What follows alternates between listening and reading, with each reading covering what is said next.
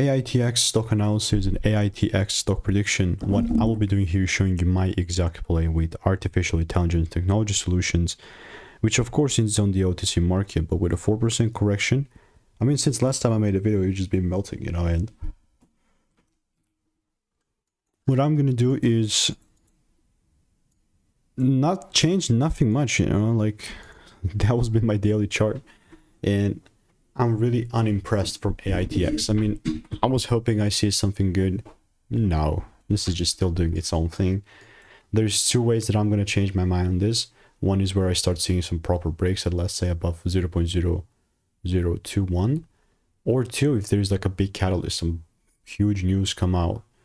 Now it's not it, at least not for me, right? Please do your own due diligence. You can see with AITX I have like 6 results in here. So if you want to learn the sauce and do all that good jazz, click the first link in the description, and I'll definitely continue to keep you updated. Goodbye, Ninja.